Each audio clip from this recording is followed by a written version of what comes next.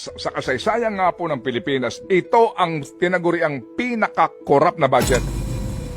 Sa kasaysayan po ng Pilipinas, ito po yung pinaka-kinatay na pambansang budget.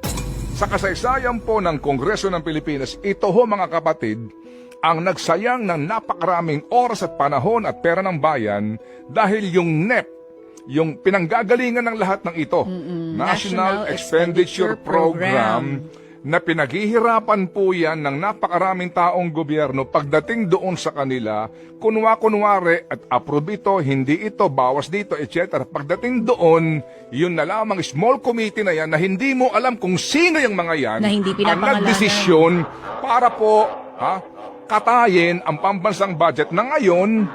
Eto na po yung presidente, sinasabi niya, nahihirapan akong ayusin ito. Diba na pinirmahan din po naman niya? Hindi po ba? Bakit mo pinirmahan? Magpaka-totoo tayo dito. Oo, naku, dapat pala na-review maigi to ng Pangulo. Di ba? Kasi ang pangamba niya, in fairness, na magkaroon na reenacted budget. Titigil ba ang takbo ng gobyerno sa reenacted budget? Hindi.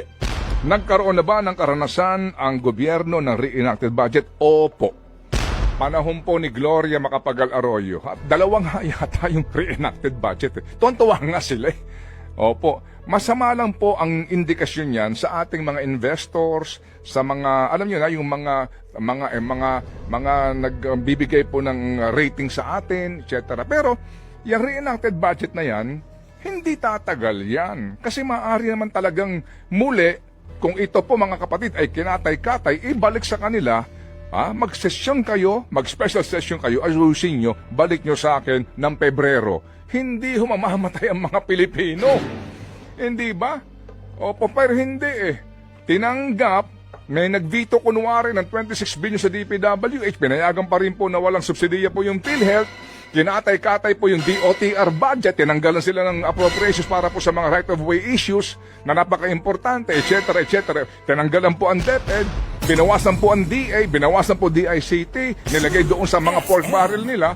So mga kapatid, eventually po, ang nangyari nga dito, dismayado ang presidente, pero tinaprubahan niya pa rin.